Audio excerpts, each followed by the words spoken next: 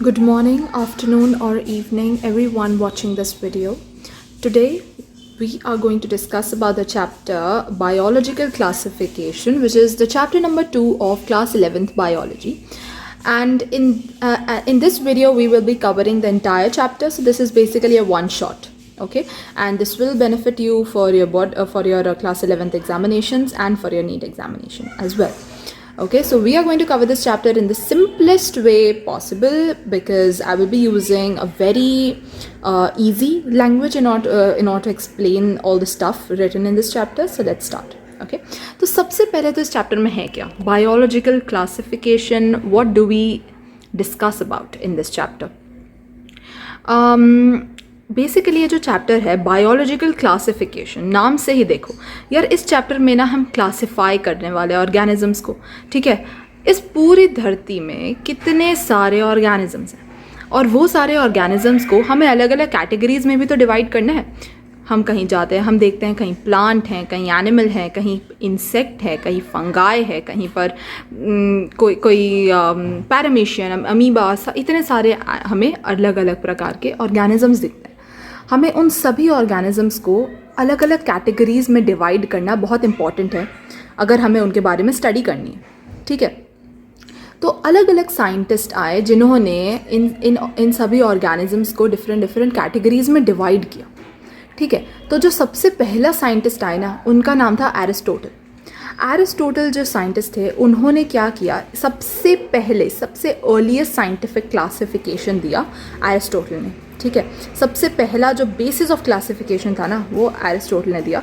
इन्होंने कैसे क्लासिफाई किया, क्या क्लासिफिकेशन दिया ना इन्होंने, क्या क्लासिफिकेशन दिया इन्होंने, जो क्लासिफिकेशन दिया वो क्या था कि इन्होंने जितने भी ऑर्गेनिजम्स हैं इस पूरी धरती में जितने भी ऑर्गेनिजम्स हैं उनको दो कैटेगरी में डिवाइड कर दिया, प्लांट्स और एनिमल्स. ठीक है, इनको लगा कि इस पूरी धरती में केवल दो ही प्रकार के ऑर्गेनिजम्स हैं, एक है प्लांट्स और एक है एनिमल्स. तो यहाँ पे देखो प्लांट्स और एनिमल्स. अब इन्होंने प्लांट्स को क्या सोच के क्लासिफाई किया, देखो इन्होंने ना सोचा, ये कहीं गए होंगे भ्रमण पे, इन्होंने देखा कि कुछ प्लांट्स हैं जो बहुत ही छोटे हैं साइज़ में, उनको इन्होंने हर्ब्स की कैटेगरी में डाल दिया. कुछ प्लांट्स हैं जो थोड़े से मीडियम साइज़ के हैं, उन्होंने उनको श्रब्स की कैटेगरी में डाल दिया. और इन्होंने देखा कुछ प्लांट्स हैं इतने बड़े लंबे चौड़े, उन्होंने उसको ट्रीज़ की कैटेगरी में डाल दिया. तो बेसिकली वो प्लांट्स को देख के बता रहे हैं कि यार प्लांट्स को उन्होंने देखा और उनको डिफरेंट कैटेगरीज में क्लासिफाई कर दिया. ठीक है, तो बेसिकली उन्होंने मॉर्फोलॉजिकल कैरेक्टर्स के बेसिस पे उनको मॉर्फोलॉजिकल कैरेक्टर्स के बेसिस पे ही उन्होंने प्लांट्स को डिवाइड किया, क्योंकि उन्होंने प्लांट्स को देख के डिवाइड किया है ना. ऐसा तो नहीं कि प्लांट के कोई केमिकल कैरेक्टरिस्टिक्स को देख के या उनको सेल वॉल के स्ट्रक्चर को देख के या कुछ भी ऐसा कुछ भी इन्होंने नहीं किया.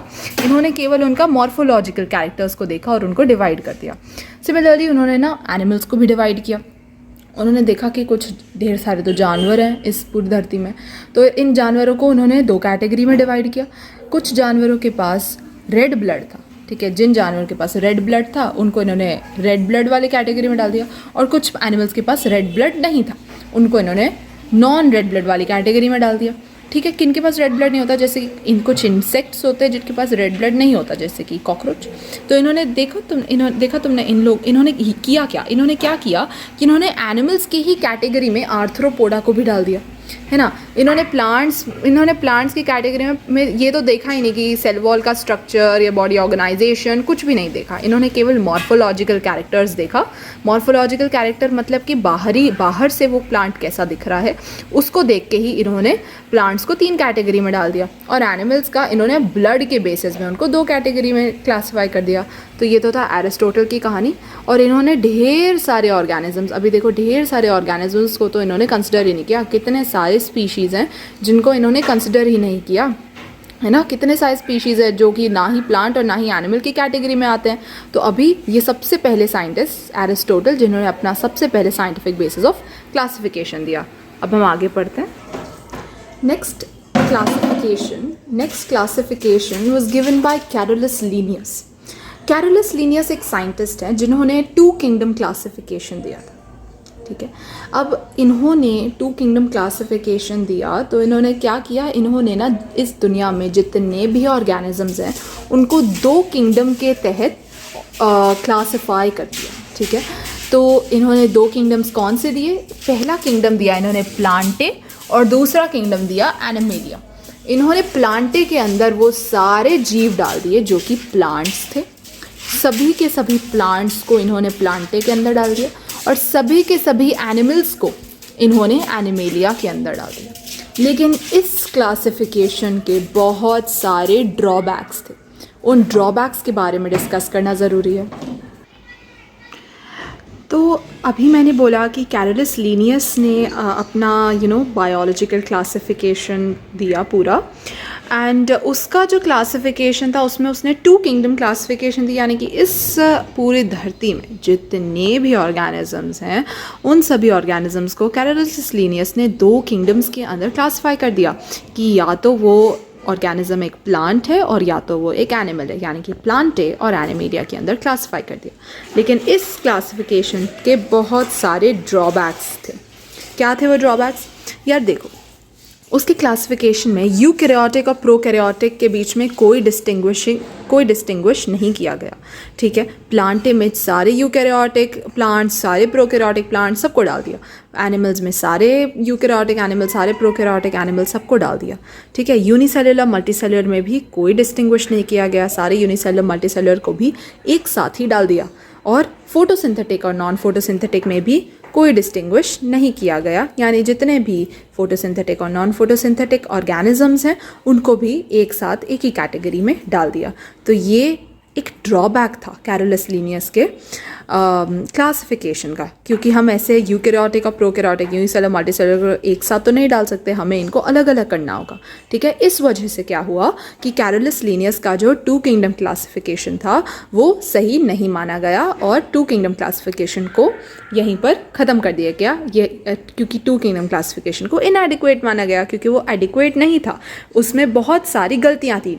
और पता है एक और गलती तो ये भी थी कि ढेर सारे ऑर्गेनिजम्स तो ऐसे थे जिनको कोई भी कैटेगरी में नहीं डाला था, मतलब कि इतने सारे ऑर्गेनिजम्स तो ऐसे थे जो कि प्लांट और एनिमल कोई भी कैटेगरी में फिट ही नहीं होते थे, ठीक है। फिर भी तो उन प्लांट को तो जगह ही नहीं मिली कहीं, ठीक है। उन प्लांट को कहीं तो डालना है भाई, वो जिंदा है, जी रहे हैं, तो उनको कहीं तो डालना है। लेकिन उनको हम कहीं पे भी, उनको कैरोलस लीनियस के 2 किंगडम क्लासिफिकेशन के अंदर कहीं पे भी जगह नहीं मिल पा रही थी, तो उन ऑर्गेनिजम्स को हमने कहीं भी नहीं डाला, ठीक है। तो ये तो था कैरोलस लीनियस के ड्रॉबैक्स कि इन्होंने इन बेसिस पे कोई भी डिस्टिंग्विश नहीं किया गया और ढेर सारे ऑर्गेनिजम्स को तो जगह ही नहीं मिल पाई उनके क्लासिफिकेशन में, ठीक है। अब क्योंकि 2 किंगडम क्लासिफिकेशन में ढेर सारी चीज़ें कंसिडर नहीं की गई थी, क्योंकि उन्होंने यूकैरियोट, प्रोकैरियोट, यूनिसेलुलर, मल्टीसेलुलर वगैरह वगैरह के बीच में तो डिस्टिंग्विश किया ही नहीं था, इस वजह से ढेर सारे जो चीज़ें थी, ढेर सारे जो थिंग्स थी वो कंसिडर की ही नहीं की गई थी 2 किंगडम क्लासिफिकेशन में, ठीक है। बहुत ही कम ऐसे कैरेक्टर्स थे, बहुत ही कम ऐसे कैरेक्टर्स थे जो कि कंसिडर किए गए थे 2 किंगडम क्लासिफिकेशन में, ठीक है। तो प्लांट्स और एनिमल्स में क्या ही लेंगे, क्या ही क्लासिफिकेशन लेंगे, है ना। केवल मतलब देख लिया होगा कि प्लांट्स है मतलब अगर क्लोरोफिल है तो प्लांट है, एनिमल में क्लोरोफिल नहीं है, तो लाइक इस तरह से इन्होंने बहुत ही कम ऐसे कैरेक्टर्स लिए थे प्लांट्स और एनिमल्स में डिस्टिंग्विश करने के लिए।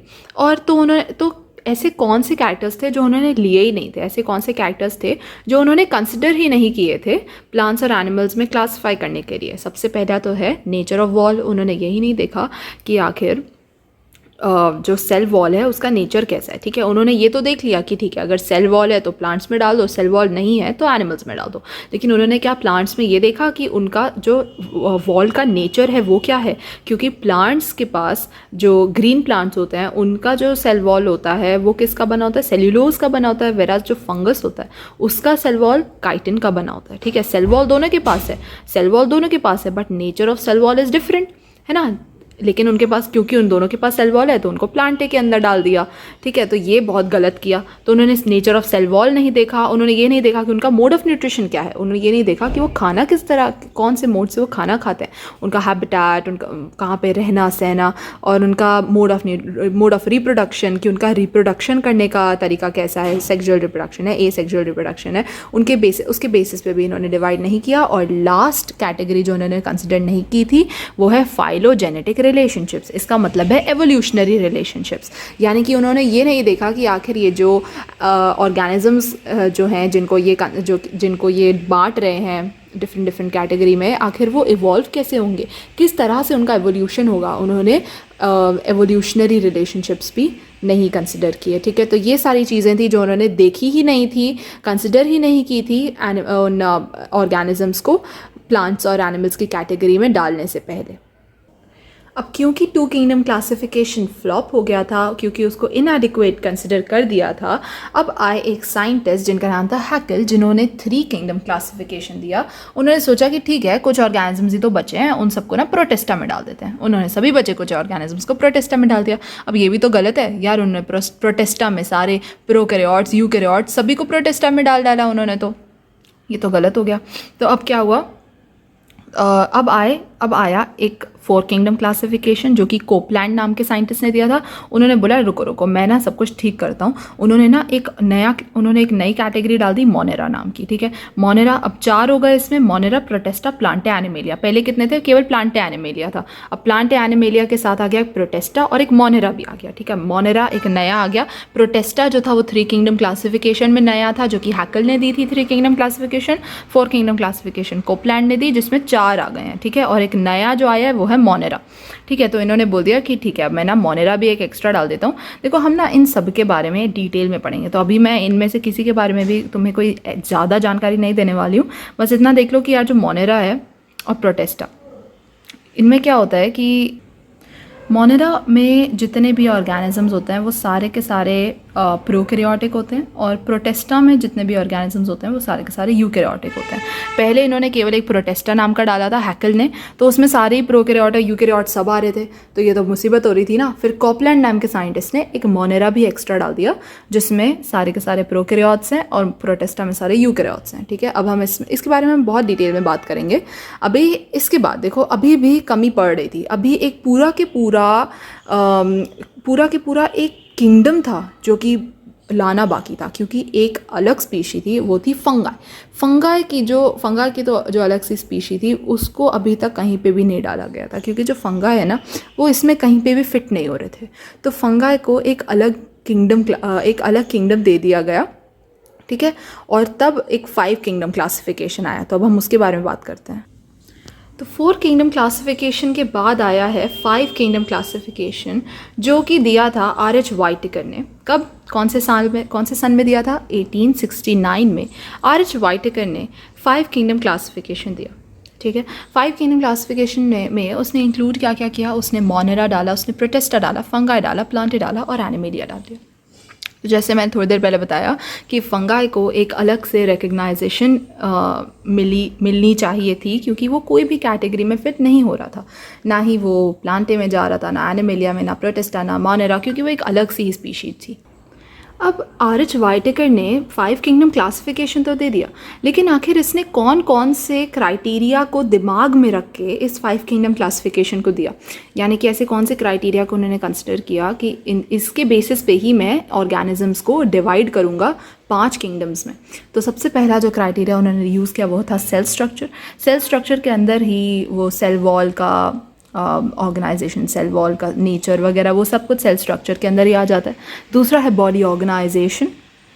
ठीक है, तीसरा है मोड ऑफ न्यूट्रिशन, कि वो किस तरह से न्यूट्रिशन कंज्यूम कर रहे हैं, ऑटोट्रॉफिक, हेटेरोट्रॉफिक, यही होता है mode of nutrition, autotrophic, heterotrophic. और ऑटोट्रॉफिक के भी 2 डिफरेंट टाइप्स हैं जो अभी आगे पढ़ेंगे हम, एक हीमो ऑटोट्रॉफ्स और एक फोटो ऑटोट्रॉफ्स। ठीक है, तो फिर है मोड ऑफ रिप्रोडक्शन, एसेक्सुअल और सेक्सुअल रिप्रोडक्शन, फाइलोजेनेटिक रिलेशनशिप्स, थोड़ी देर पहले मैंने बताया कि होते हैं एवोल्यूशनरी रिलेशनशिप्स। इन 5 पॉइंट्स को उन्होंने दिमाग में रख के 5 क्लासिफिकेशंस प्रोवाइड किए, 5 किंगडम्स ऑफ क्लासिफिकेशंस प्रोवाइड किए। तो ये तो था 5 किंगडम क्लासिफिकेशन, लेकिन कुछ साइंटिस्ट इस क्लासिफिकेशन से भी खुश नहीं थे। कुछ साइंटिस्ट ने बोला कि 5 किंगडम क्लासिफिकेशन भी इनफ नहीं है, क्योंकि मोनेरा के अंदर भी ऐसे कुछ ऑर्गेनिजम्स थे, ऐसे कुछ स्पीशीज़ थी जो कि एक दूसरे से मेल नहीं खा रहे थे। तो कुछ साइंटिस्ट ने बोला कि मोनेरा को भी हमें डिवाइड कर देना चाहिए, मतलब एक 6 किंगडम क्लासिफिकेशन लाना चाहिए। तो एक साइंटिस्ट थे जिनका नाम था कार्ल वूज, जिन्होंने 6 किंगडम क्लासिफिकेशन दिया और उन्होंने मोनेरा को 2 डोमेन्स में डिवाइड कर दिया, आर्के बैक्टीरिया एंड यू बैक्टीरिया। अब इस 6 किंगडम क्लासिफिकेशन के बारे में हम डिटेल में बात करते हैं। तो अब हम 6 किंगडम क्लासिफिकेशन के बारे में डिटेल में बात करते हैं। किसने दिया था 6 किंगडम क्लासिफिकेशन? जैसे कि मैंने ऑलरेडी बता दिया, कार्ल वूज नाम के साइंटिस्ट ने 6 किंगडम क्लासिफिकेशन दिया था। इस 6 किंगडम क्लासिफिकेशन में आखिर होता क्या है? बेसिकली क्या हुआ था कि 5 किंगडम क्लासिफिकेशन में जो मोनेरा था उस माना गया, काफ़ी साइंटिस्ट ने ये माना कि मोनेरा में अभी भी ढेर सारे ऐसे ऑर्गेनिजम्स थे, ऐसी स्पीशीज़ थी जो मेल नहीं खाती थी लेकिन फिर भी एक साथ मोनेरा में डाल दी गई थी। ठीक है, तो एक साइंटिस्ट है कार्ल वूज जिन्होंने इस समस्या का समाधान दिया, जो भी बोलते हैं। तो इन्होंने बेसिकली समस्या को ठीक किया और क्या किया, इन्होंने मोनेरा को 2 डिफरेंट कैटेगरीज़ में डिवाइड कर दिया। और वो कैटेगरीज़ क्या है? आर्के बैक्टीरिया एंड यू बैक्टीरिया। इन्होंने बेसिकली एक 3 डोमेन सिस्टम, बेसिकली क्या हुआ था कि 3 डोमेन सिस्टम आया था। ठीक है, तो इस 3 डोमेन सिस्टम के बाद ही इस 3 डोमेन सिस्टम के वजह से ही 6 किंगडम क्लासिफिकेशन आया। और ये 6 किंगडम क्लासिफिकेशन किसने दिया? कार्ल वूज ने दिया। और 3 डोमेन सिस्टम है क्या? 3 डोमेन सिस्टम ये है कि ये जो सारे के सारे है ना, Monera, protista, fungi, plant, animalia, इनको हम 3 डोमेन्स में डिवाइड कर देंगे। यानी कि जो मोनेरा है, जैसे कि मैंने बताया, इसको 2 कैटेगरी में डिवाइड कर दिया, आर्के बैक्टीरिया एंड यू बैक्टीरिया। तो ये 2 डोमेन्स बन गए। क्या बन गए? ये 2 डोमेन्स बन गए। और ये दोनों जो डोमेन्स है, आर्के बैक्टीरिया, यू बैक्टीरिया, क्योंकि ये मोनेरा की कैटेगरी है तो ये सारे के सारे प्रोकैरियोट्स हैं। क्या है? प्रोकैरियोट्स हैं। मोनेरा प्रोकैरियोटिक ही तो है। मोनेरा के अंदर जितने ऑर्गेनिज्म है वो सारे प्रोकैरियोटिक हैं, लेकिन उनके अंदर केवल प्रोकैरियोटिक होने के अलावा भी बहुत सारे डिफरेंट डिसिमिलैरिटीज़ हैं, जिस वजह से उनको 2 डोमेन्स में हमें डिवाइड करना पड़ा। अब बाकी बचे हुए प्रोटिस्टा, फंगाई, प्लांट, एनिमेलिया, ये सभी को हमने एक डोमेन में डाल दिया। ऐसा क्यों? क्योंकि ये सभी के सभी यूकैरियोट्स हैं। क्योंकि ये सभी के सभी यूकैरियोट्स हैं तो हमने इन सबको एक डोमेन में कंसिडर कर दिया। तो मोनेरा के 2 categories, archaebacteria, eubacteria, 2 domains हो गए और ये सारे के सारे एक डोमेन में आ गए। तो टोटल कितना हुआ? 3 डोमेन। तो इस सिस्टम को हम बोलते हैं 3 डोमेन सिस्टम। और इस 3 डोमेन सिस्टम की वजह से ही 6 किंगडम क्लासिफिकेशन आया, जो कि कार्ल वूज ने दिया। 6 किंगडम क्लासिफिकेशन कैसे? 1 2 3 4 5 6, ये सारे 6 हो गए ना मिला के, इसलिए हमने इसको 6 किंगडम क्लासिफिकेशन का नाम दे दिया। तो हमने 6 किंगडम क्लासिफिकेशन तक डिस्कस कर लिया। अब हम आगे बढ़ते हैं कि यार 6 किंगडम क्लासिफिकेशन से पहले जितने भी क्लासिफिकेशंस आए थे, आखिर उन सबको रिजेक्ट क्यों कर दिया गया था? कौन से क्लासिफिकेशंस आए थे 6 किंगडम क्लासिफिकेशन से पहले?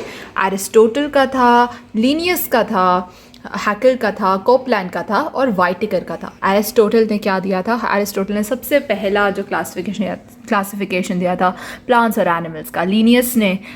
कैरोलस लीनियस ने 2 किंगडम क्लासिफिकेशन दिया था। हैकेल ने 3 किंगडम क्लासिफिकेशन दिया, कोपलैंड ने 4 किंगडम क्लासिफिकेशन दिया था और वाइटिकर ने 5 किंगडम क्लासिफिकेशन दिया था। इन सब के क्लासिफिकेशन सिस्टम आखिर रिजेक्ट क्यों हो गए? और 6 किंगडम क्लासिफिकेशन जो कि कार्ल वूज ने दिया, वो क्यों सबसे ज़्यादा प्रचलित हुआ? आखिर ऐसा क्यों हुआ? अब हम उसके बारे में जानेंगे, उन सब के वो सारे रीजंस के बारे में डिस्कस करेंगे। तो सबसे पहला जो रीज़न आता है वो है कि bacterias, blue green algae, fungi, mosses, ferns, gymnosperms, angiosperms, ये सभी के सभी प्लांट के कैटेगरी में डाल दिए गए। क्या तुम बैक्टीरिया को प्लांट के कैटेगरी में डालोगे? नहीं। क्यों डालोगे भाई? तो इन्होंने बेसिकली जो प्रीवियस साइंटिस्ट थे जिन्होंने अपने क्लासिफिकेशंस दिए थे, उन्होंने बैक्टीरिया को भी प्लांट की कैटेगरी में डाल दिया था। ब्लू ग्रीन एल्गे को भी, फंगाई को भी, मॉसेस को भी, इन सबको उन्होंने प्लांट के कैटेगरी में डाल दिया था। और कुछ दिमाग डाल के डाला होगा कि क्यों डाला भाई प्लांट की कैटेगरी में इन सबको क्यों डाला? क्योंकि इन सभी के पास सेल वॉल था, इसलिए इन सबको प्लांट के कैटेगरी में डाल दिया। ये पहला ड्रॉबैक था, ये पहला रीज़न था कि उन सबका सिस्टम फेल हो गए। अब सेकेंड रीज़न क्या था? सेकेंड रीज़न था कि उन्होंने ना प्रोकैरियोटिक बैक्टीरियाज को यूकैरियोटिक बैक्टीरियाज के साथ ही क्लब कर दिया। ये तो गलत है। प्रोकैरियोट्स और यूकैरियोट्स अलग अलग है, उनको अलग अलग ही रखना चाहिए, लेकिन उन साइंटिस्ट ने प्रोकैरियोट्स को यूकैरियोट्स के साथ ही क्लब कर दिया। और प्रोकैरियोट्स के साथ ब्लू ग्रीन एल्गे यानी कि साइनोबैक्टीरिया, ये ब्लू ग्रीन एल्गे या फिर साइनोबैक्टीरिया भी एक प्रोकैरियोटिक बैक्टीरिया ही है, ठीक है। ये एक यू बैक्टीरिया है जो कि एक प्रोकैरियोटिक बैक्टीरिया है। अभी हम इसके बारे में और बहुत ज़्यादा डिटेल में डिस्कशन करेंगे यू बैक्टीरिया के बारे में, लेकिन अभी के लिए तुम जान लो कि प्रोकैरियोट्स को उन्होंने यूकैरियोट्स के साथ ही क्लब कर दिया और ब्लू ग्रीन एल्गे भी एक प्रोकैरियोटिक बैक्टीरिया ही है। तो ये तो गलत हुआ, ये तो नहीं करना चाहिए था। तो ये अनदर रीज़न था उनके ड्रॉबैक का। तीसरा रीज़न, उन्होंने यूनिसेल्यूलर और मल्टीसेल्यूलर ऑर्गेनिजम्स को भी एक साथ ग्रुप कर दिया। ये तो गलत है। यूनिसेल्यूलर मल्टीसेल्यूलर को एक साथ कैसे कर सकते हो भाई, ये तो बहुत ही ज़्यादा गलत है। तो यूनिसेल्यूलर मल्टीसेल्यूलर को भी उन्होंने एक साथ ग्रुप कर दिया, तो ये भी अनदर रीज़न हो गया उनके भाई, उनके ड्रॉबैक का, उनका जो सिस्टम फेल हो गया था उसका एक अनदर रीज़न है, ठीक है। अब यूनिसेलुलर मल्टीसेलुलर का एग्जांपल दिया है क्लामाइडोमोनास एंड स्पाइरोगेरा। क्लामाइडोमोनास और स्पाइरोगेरा को एल्गे के कैटेगरी में कंसिडर कर दिया। दोनों के दोनों ही एल्गे हैं, सही है, माना एल्गे हैं, लेकिन क्लामाइडोमोनास जो है वो एक यूनिसेलुलर एल्गे है और स्पाइरोगेरा एक मल्टीसेलुलर एल्गे है। तो हम इसको एक साथ एक ही कैटेगरी में कंसिडर नहीं कर सकते अब, क्योंकि ये यूनिसेलुलर है, ये एक सेल का बना है, ये मल्टीसेलुलर, ये ढेर सारे सेल्स का बना है। माना कि ये दोनों एल्गे हैं, but due to the level of organisation हम इनको नहीं डाल सकते एक ही कैटेगरी में, ठीक है। इसके बाद आता है नेक्स्ट कैटेगरी, नेक्स्ट रीज़न की ड्रॉबैक क्यों हुआ, वो है कि फंगाई और ग्रीन प्लांट्स को इन्होंने एक साथ डाल दिया। फंगाई ग्रीन प्लांट्स को एक साथ क्यों डाला यार, ये तो बहुत ही बुरी बात है। क्योंकि देखो यार, इन्होंने ना ये दिमाग लगाया कि फंगाई और ग्रीन प्लांट दोनों के पास ही सेल वॉल होता है, तो हम इसको एक साथ डाल देते हैं। लेकिन यार ये भी तो सोचो कि इनका जो सेल वॉल है, माना कि दोनों के पास सेल वॉल है, लेकिन सेल वॉल का कॉम्पोजिशन भी तो देखो, नेचर भी तो देखो सेल वॉल का। फंगाई का जो सेल वॉल है वो काइटिन का बना होता है और ग्रीन प्लांट्स का सेल वॉल सेल्यूलोज का बना होता है। तो देखो इनके पास इनके पास सेल वॉल तो है, सेल वॉल है बेशक है, लेकिन दोनों का सेल वॉल का जो नेचर है वो तो अलग अलग है ना, तो हम इनको एक साथ कैसे डाल सकते हैं। ऑल्सो एक और डिफरेंस है इन दोनों में कि ये जो फंगा है वो हेटेरोट्रॉफिक होते हैं, यानी कि ये दूसरे ऑर्गेनिजम्स पे डिपेंड करते हैं अपना न्यूट्रिशन लेने के लिए, दूसरे ऑर्गेनिज्म से अपना न्यूट्रिशन लेते हैं। और जो ग्रीन प्लांट्स होते हैं वो ऑटोट्रॉफिक होते हैं, यानी वो खुद ही अपना खाना बनाते हैं, ठीक है, अपना खाना खुद बनाते हैं और उसको कंज्यूम करते हैं, उससे एनर्जी बनाते हैं। तो फिर बेसिकली जो फंगाई है और ग्रीन प्लांट्स हैं उनमें ये भी एक मेजर डिफरेंस है, हेटेरोट्रॉफिक और ऑटोट्रॉफिक वाला। फिर भी इनको एक ही कैटेगरी में प्लेस कर दिया गया था पुराने क्लासिफिकेशंस के अकॉर्डिंग। तो ये 4 रीजंस थे, 4 मेन रीजंस थे जिस वजह से इन सभी scientist Aristotle, व्हाइटेकर, Linnaeus, Hückel, Copeland, इनका जो गिवन क्लासिफिकेशन सिस्टम्स थे वो फेल हो गए इन्हीं रीजंस की वजह से, ठीक है। तो अभी मैंने जितने भी रीजंस बताए, जिन रीजंस की वजह से पुराने क्लासिफिकेशन सिस्टम्स को कंसिडर नहीं किया गया, उन सभी रीजंस को अब साइंटिस्ट ने अपने दिमाग में डाला कि ठीक है, ये सारे रीजंस हैं जिस वजह से पुराने क्लासिफिकेशन को हम नहीं ले पा रहे हैं, ठीक है, मतलब पुराने क्लासिफिकेशन सिस्टम्स को हम कंसिडर नहीं कर पा रहे हैं ये सारे रीजंस की वजह से। तो ये वो सारे रीज़न उन्होंने अपने दिमाग में डाले और उनको समझा वगैरह वगैरह और ढेर सारे चेंजेस किए, ठीक है। अब जो क्लासिफिकेशन सिस्टम है उनमें उन्होंने ढेर सारे चेंजेस किए, वो सभी रीजंस को अपने दिमाग में रखते हुए। सबसे पहला जो उन्होंने चेंज किया वो था कि फंगाई के लिए एक सेपरेट किंगडम बना दिया, वो था किंगडम फंगाई। क्योंकि फंगाई ना किसी के साथ भी नहीं जा रहा था, फंगाई ना ही प्लांटे के साथ जा रहा था, ना एनिमेलिया के साथ जा रहा था, ना प्रोटिस्टा, ना मोनेरा। फंगाई की अलग ही दुनिया थी। ऐसे होते ना कुछ लोग कि यार तू अलग है यार, तू ना दुनिया से ही अलग है, मतलब तू अलग ही प्राणी है। तो कुछ ऐसे ही प्राणी है हमारे फंगाई।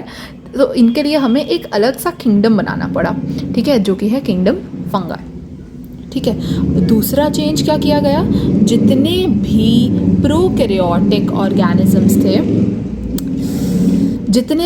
प्रोकैरियोटिक ऑर्गेनिजम्स थे उनको हमने किंगडम मोनेरा के अंदर कंसिडर कर दिया, ठीक है। जितने भी प्रोकैरियोटिक ऑर्गेनिजम्स थे उनको हमने किंगडम मोनेरा में डाल दिया। अच्छा, प्रोकैरियोटिक का मतलब पता है तुम लोगों को?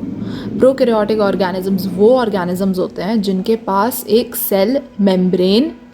न्यूक्लियर मेम्ब्रेन नहीं होती, जिनके पास क्या नहीं होती, एक न्यूक्लियर मेम्ब्रेन नहीं होती है, ठीक है। एक डिफाइंड न्यूक्लियर मेम्ब्रेन नहीं होती है, वो होते हैं प्रोकैरियोट्स, ठीक है।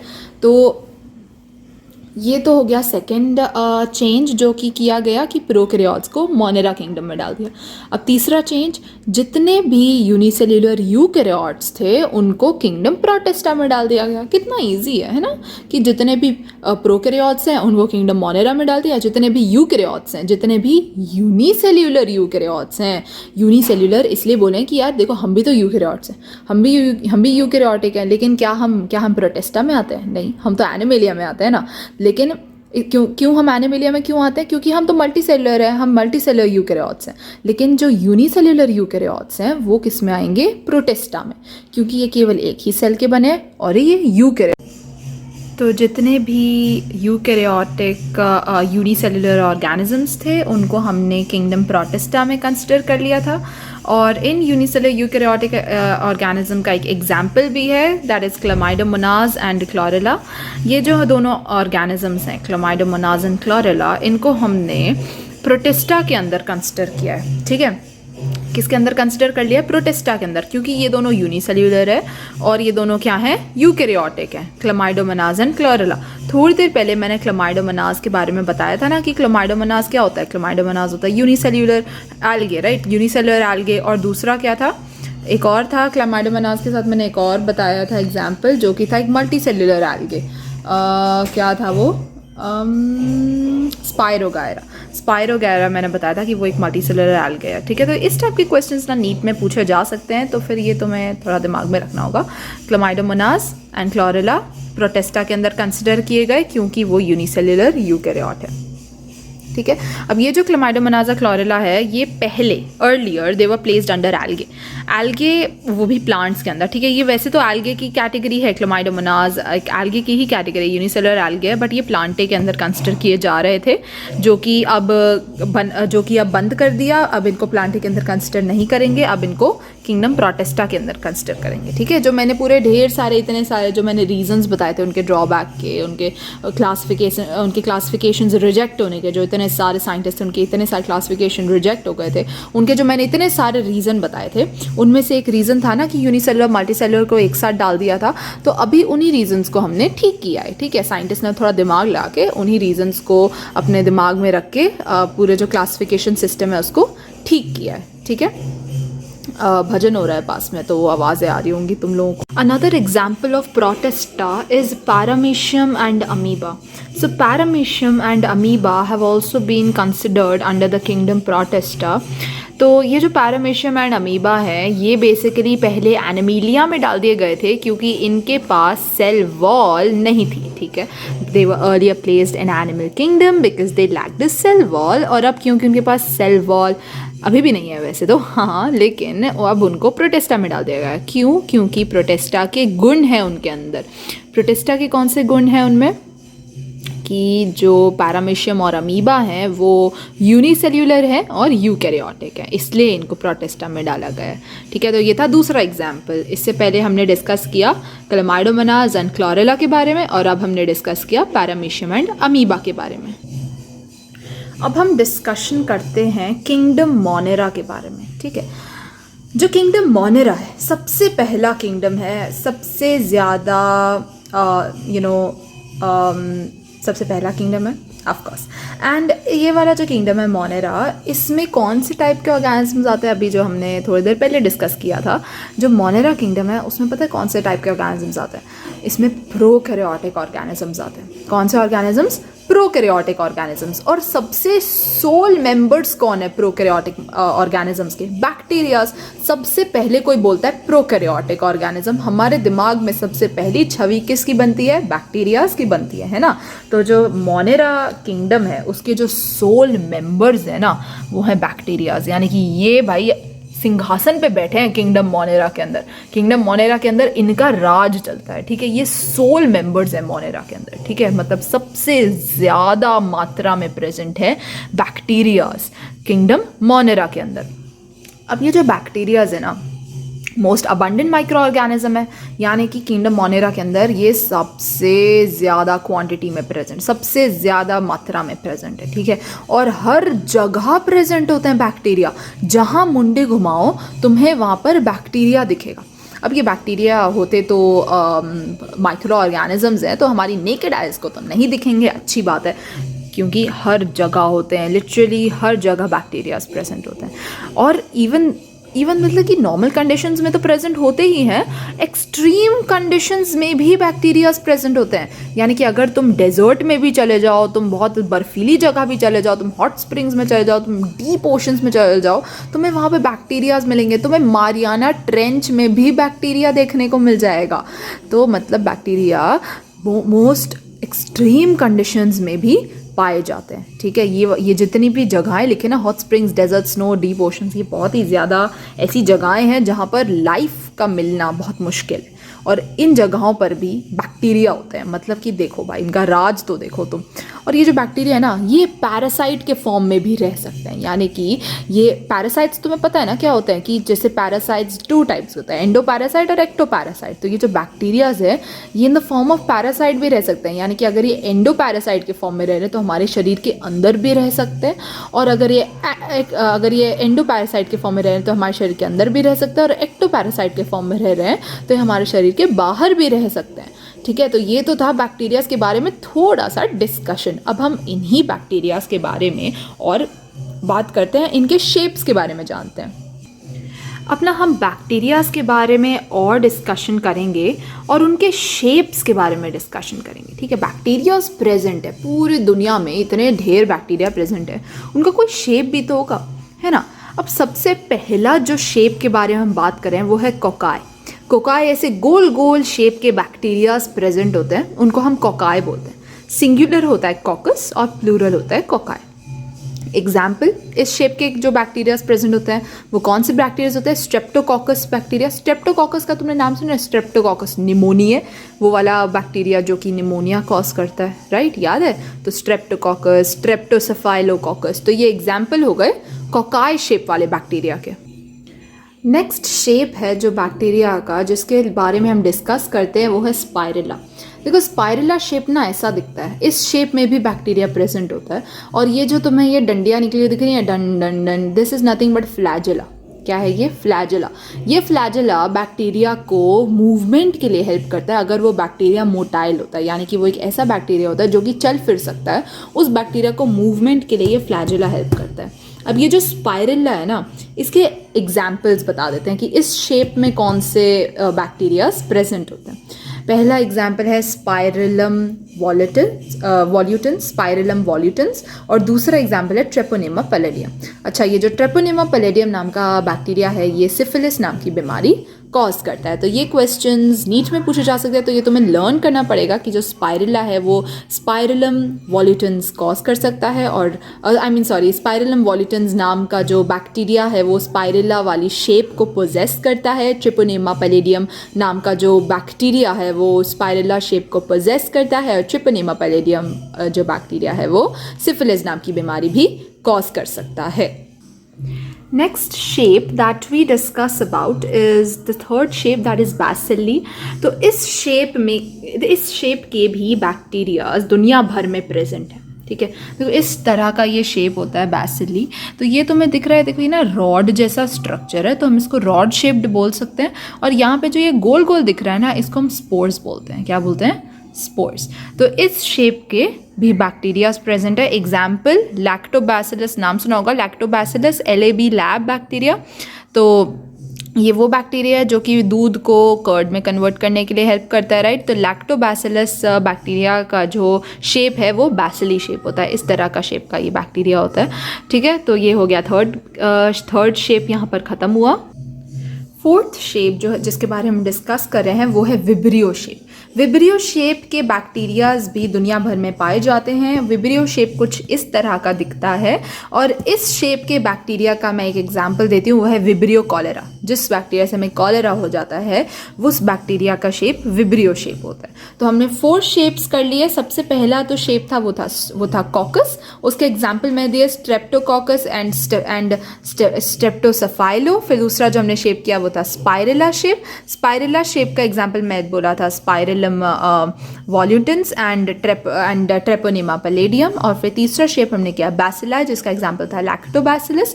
और चौथा शेप हमने किया विब्रियो, जिसका जो एग्जाम्पल है वो है विब्रियो कॉलेरा।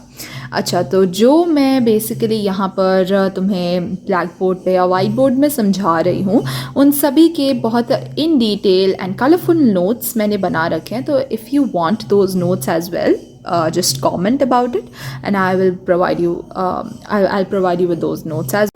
तो अब तक हमने डिस्कस कर लिया कि आखिर बैक्टीरिया का शेप कैसा होता है ना। हमने 4 टाइप के शेप के बारे में डिस्कस किया कि 4 टाइप के बैक्टीरिया एग्जिस्ट करते हैं, उनकी डिफरेंट शेप्स के वजह से, ठीक है।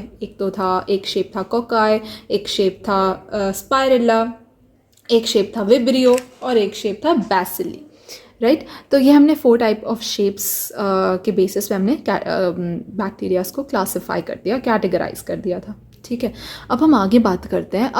अब बैक्टीरियाज के बारे में थोड़ा सा और जानते हैं। यार, जो बैक्टीरिया होता है ना, उसका जो स्ट्रक्चर होता है बहुत ही सिंपल होता है। जैसे कि अभी मैंने स्ट्रक्चर ड्रॉ भी करके दिखाया, 4 स्ट्रक्चर इनफैक्ट मैंने ड्रॉ करके दिखाया। तो उनके स्ट्रक्चर कितने सिंपल थे, है ना। लेकिन इवन दो उनके स्ट्रक्चर्स इतने सिंपल है, उनका जो बिहेवियर है इन बैक्टीरियाज का बहुत कॉम्प्लेक्स होता है, ठीक है। इवन तो उनका स्ट्रक्चर बहुत सिंपल है, उनका बिहेवियर बहुत कॉम्प्लेक्स होता है। यहाँ पे मैंने लिखा है ना, सिंपल येट कॉम्प्लेक्स, और एक बैक्टीरिया का शक्ल बना दिया, ठीक है। और क्या होता है इन बैक्टीरिया में, इन बैक्टीरियाज का जो मेटाबॉलिक डाइवर्सिटी होता है बहुत एक्सटेंसिव होता है, ठीक है।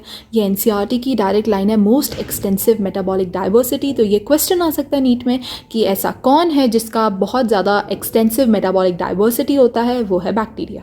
अब यार, इसका मतलब क्या है मोस्ट एक्सटेंसिव मेटाबॉलिक डाइवर्सिटी? इसका ये मतलब है कि ये जो बैक्टीरियाज है ना, ये अनफेवरेबल कंडीशंस में एग्जिस्ट कर सके, इस तरह से उनका मेटाबॉलिज्म डाइवर्स है, इस तरह से उनका मेटाबॉलिज्म चेंज होता रहता है, ताकि वो अनफेवरेबल कंडीशंस या एडवर्स कंडीशंस या डाइवर्स एनवायरनमेंट में अपने आप को ज़िंदा रख सकें, ठीक है। क्योंकि उनको अपने आप को ज़िंदा रखना है डाइवर्स एनवायरनमेंट में, एडवर्स कंडीशंस में, इस वजह से उनको क्या करना पड़ता है, इस वजह से उनका जो मेटाबॉलिज्म है वो बहुत डाइवर्स है।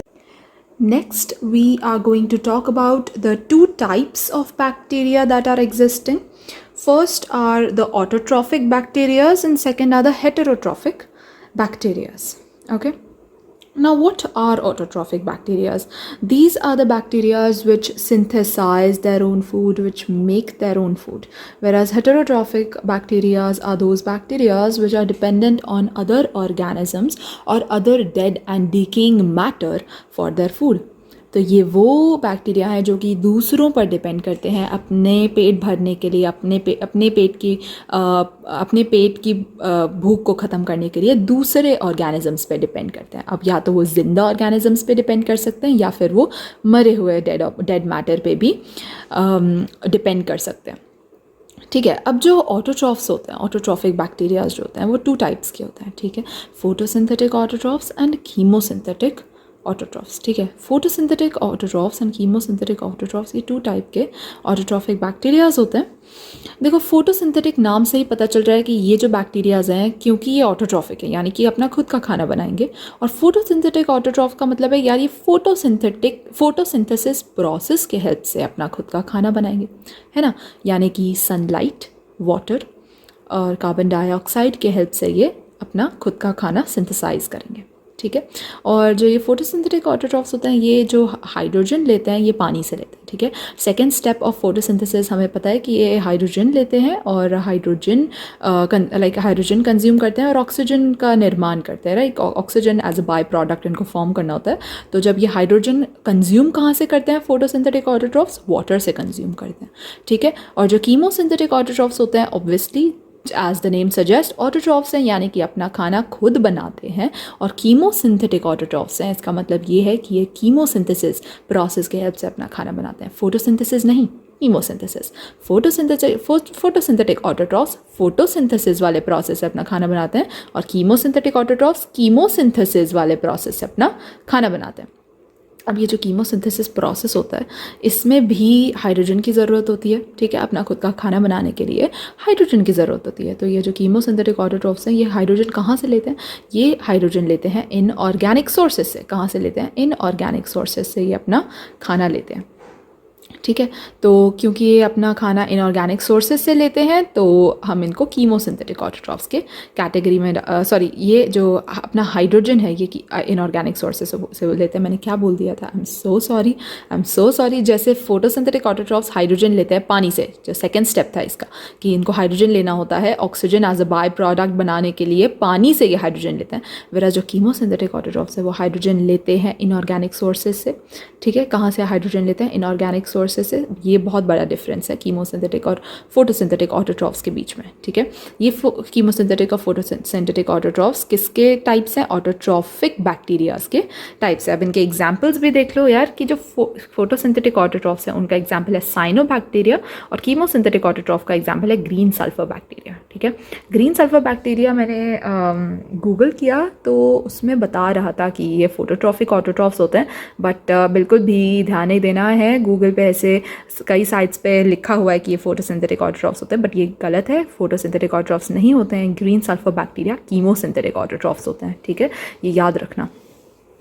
अब देखो, तुम्हें ना ज़्यादा डेप्थ में नहीं जाना है कि कीमोसिंथेसिस क्या होता है वगैरह वगैरह, बस तुम्हें इतना ही नॉलेज इसमें काफ़ी है। ठीक है, और ज़्यादा डिटेल में पूछते भी नहीं है, तो इतना ही नॉलेज इसमें सफिशेंट है। और हेट्रोट्रॉफिक में मैंने ऑलरेडी बता दिया कि क्या होते हैं। हेट्रोट्रॉफिक बैक्टीरियाज वो बैक्टीरियाज होते हैं जो कि दूसरे ऑर्गेनिजम्स पे डिपेंड करते हैं अपने खाने के लिए, या फिर दूसरे डेड ऑर्गेनिक मैटर पे डिपेंड करते हैं अपना खुद का पेट भरने के लिए। और सबसे ज़्यादा अमाउंट ऑफ बैक्टीरियाज जो है ना वो हेट्रोट्रॉफिक होते हैं। ठीक है, देखो सबसे ज़्यादा हम अभी मोनेरा की बात कर रहे हैं, राइट। तो मोनेरा में मोनेरा के जो सोल मेंबर्स हैं वो बैक्टीरियाज है, यानी बैक्टीरियाज बहुत अबंडेंट क्वांटिटी में प्रेजेंट है। बहुत ज़्यादा बैक्टीरियाज प्रेजेंट है मोनेरा के कैटेगरी के अंदर। और इन बैक्टीरियाज में भी जो सबसे ज़्यादा अमाउंट ऑफ बैक्टीरियाज जो है ना वो हेटेरोट्रॉफिक बैक्टीरियाज है, यानी ऐसे बैक्टीरियाज हैं जो कि दूसरे ऑर्गेनिज्म या फिर डेड मटीरियल पे डिपेंड करते हैं अपना खुद का पेट भरने के लिए। तो हमने बैक्टीरियाज़ के बारे में बहुत कुछ डिस्कस कर लिया अब तक। हमने उनके शेप्स के बारे में डिस्कस कर लिया और हमने उनके दो टाइप्स के बारे में भी डिस्कस कर लिया, वो था ऑटोट्रॉफिक बैक्टीरियाज़ और हेटेरोट्रॉफिक बैक्टीरियाज़। अब हम मोनेरा किंगडम के दो डोमेन्स के बारे में बात करते हैं। ठीक है, जो मैंने ऑलरेडी तुम्हें बताया था कि मोनेरा किंगडम दो डोमेन्स में डिवाइडेड है। पहला डोमेन जो है वो है आर्के बैक्टीरिया, उसके बारे में अभी हम डिस्कशन कर रहे हैं। अच्छा, ये आर्के बैक्टीरिया, सबसे पहले नाम पे ध्यान दो। इसका नाम है आर्के बैक्टीरिया। इससे क्या मतलब है यार? आर्के का मतलब होता है प्रिमिटिव। ठीक है, आर्के, अच्छा तुमने सुना होगा आर्कियोलॉजी। ठीक है, आर्कियोलॉजी के बारे में सुना होगा। ठीक है, तो आर्कियोलॉजी क्या होता है यार?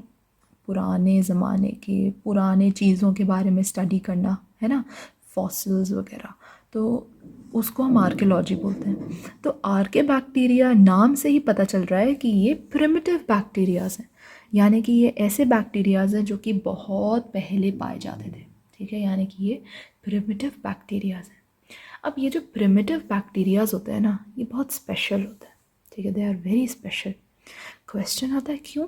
Y are these bacteria special? Because ये जो बैक्टीरियाज हैं, primitive bacterias, they are present in the most harsh habitats.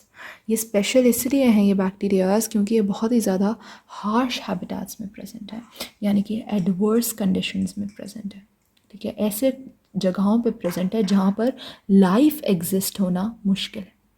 ठीक है, इसलिए आर्के बैक्टीरियाज को स्पेशल कहा जाता है। अब ये हार्श हैबिटेट्स कौन से हैं जहाँ पर हमें आर्के बैक्टीरिया देखने को मिलता है? यार एक्सट्रीम सॉल्ट एरियाज़ या हॉट स्प्रिंग्स या marshy areas. Extreme salt areas, तुम खुद दिमाग लगाओ कौन से एरियाज़ हो सकते हैं जहाँ पे बहुत ज़्यादा सॉल्ट हो सकता है? समुद्र, ओशन। ठीक है, डीप ओशन। तो ओशन में हमें देखने को मिल सकते हैं बैक्टीरियाज़, आर्के बैक्टीरियाज़। और जो बैक्टीरियाज़ हमें ओशन में देखने को मिलते हैं उन बैक्टीरियाज़ का एक नाम होता है, वो होता है हेलोफिल्स। ठीक है, जो बैक्टीरियाज़ एक्सट्रीम सॉल्ट एरियाज़ में देखने को मिलते हैं और वो उन बैक्टीरियाज़ को बोलते हैं हम हेलोफिल्स। जो बैक्टीरियाज़ हमें हॉट स्प्रिंग्स में देखने को मिलते हैं वो बैक्टीरियाज़ है थर्मो एसिडोफिल्स। वो हाई टेम्परेचर विथस्टैंड कर पा रहे हैं ना वो बैक्टीरियाज़, इसलिए हमने उनमें नाम जुड़ा होता है थर्मो, इसलिए उसको हम बोलते हैं थर्मो एसिडोफिल्स। ठीक है, और कुछ बैक्टीरियाज जो कि मार्शी एरियाज़ में प्रेजेंट होते हैं। मार्शी एरियाज़ कौन से एरियाज़ होते हैं?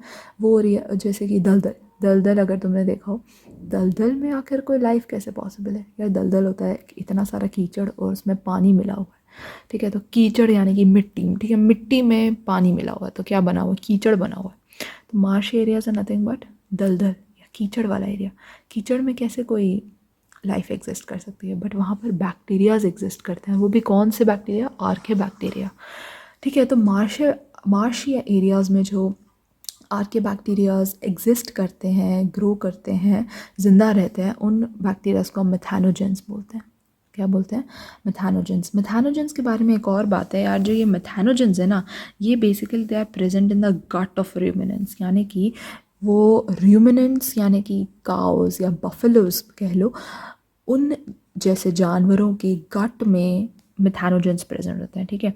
अब ये गट में इनके प्रेजेंट होने का एक रीज़न, एक मेजर रीज़न है, वो ये है कि वो बेसिकली जो काऊ का जो डंग होता है ना, उसमें मेथैनोजेंस मिल जाते हैं, क्योंकि वो काऊ के गट में प्रेजेंट है, तो ऑब्वियसली काऊ के डंग में भी वो प्रेजेंट ही होंगे। तो ये जो काऊ का डंग है वो एक पर्टिकुलर गैस को फॉर्म करने में बहुत हेल्पफुल होता है, वो होती है बायोगैस, ठीक है? बायोगैस के फॉर्मेशन के लिए हेल्पफुल होता है, क्योंकि इन मिथैनोजेंस की वजह से, जो कि काऊ के डंग में प्रेजेंट है, इन मिथैनोजेंस की वजह से मीथेन गैस का प्रोडक्शन होता है, और ये मीथेन गैस बायोगैस के फॉर्मेशन में हेल्प करती है, ठीक है? तो यहाँ पे हमने क्या बात की? हमने आर्के बैक्टीरिया के बारे में डिस्कशन किया कि आर्के बैक्टीरिया नाम से पता चल रहा है कि ये बहुत पुराने ज़माने के बैक्टीरियाज हैं, प्रिमिटिव बैक्टीरियाज हैं, और ये बैक्टीरिया बहुत स्पेशल होते हैं। क्यों स्पेशल होते हैं?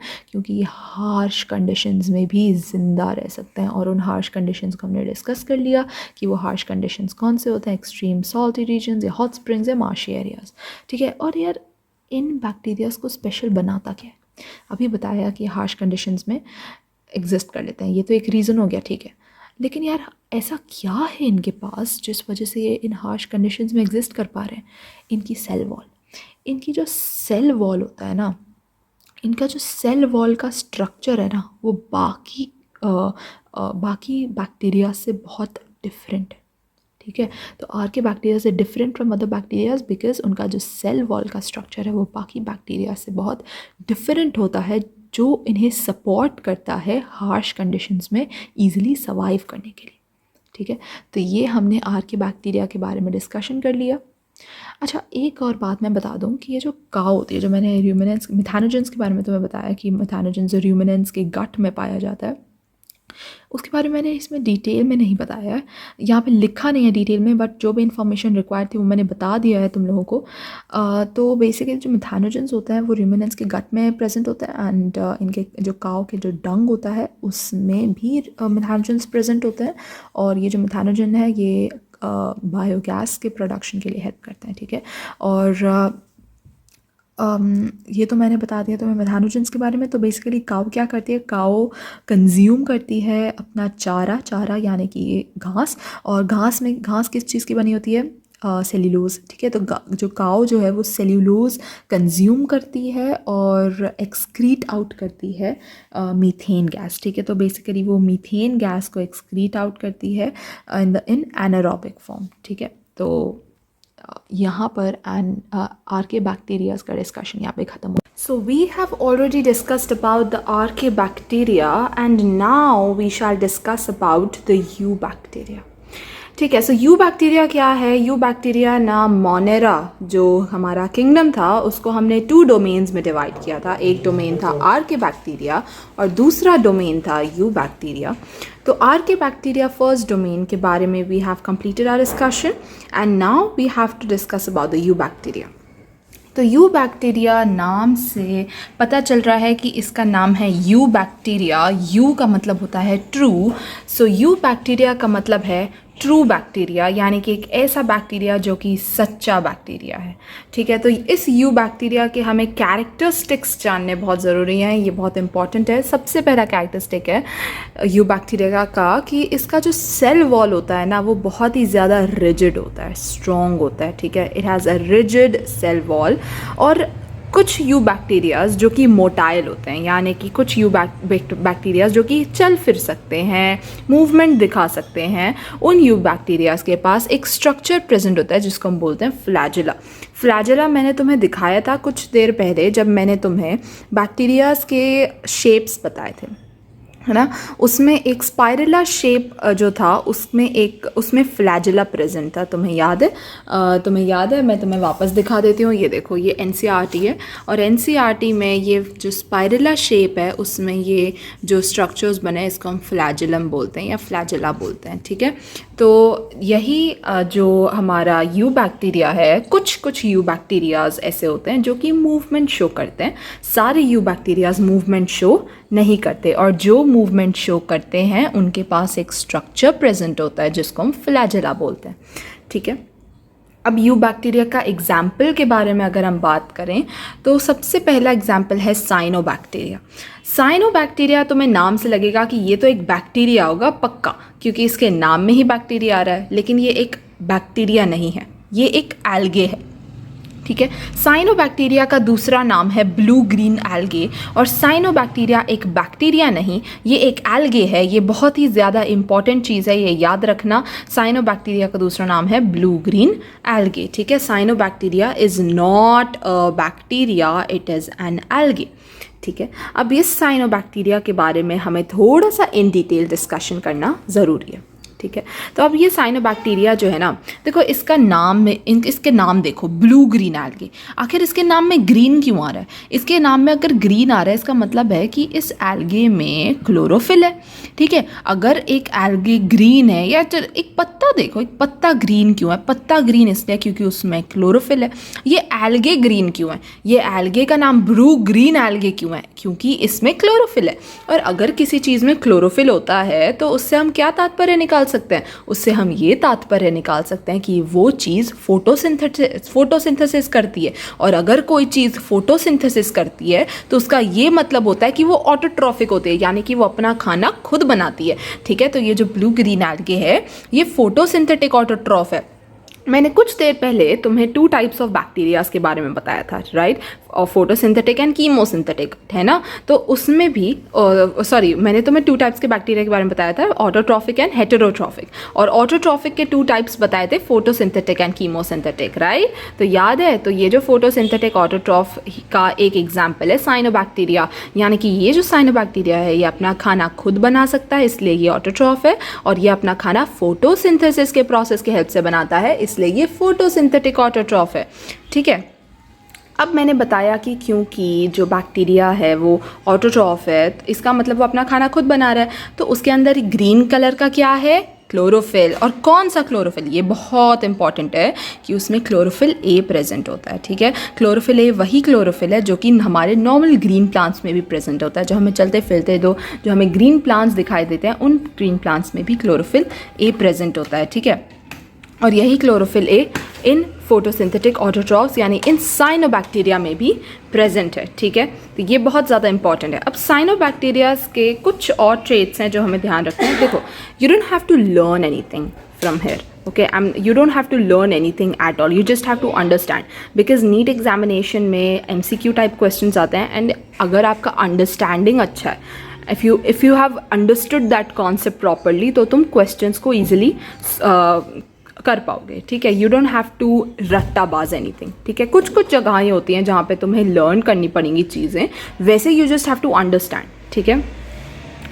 तक अब हम बात करते हैं साइनोबैक्टीरिया के ट्रेट्स के बारे में, ठीक है। ये साइनोबैक्टीरिया के बारे में तुम्हें बात बताया। देखो, ये साइनोबैक्टीरिया का ना मैंने एक डायग्राम बनाया हुआ है, ये ब्लू ग्रीन एल्गे है।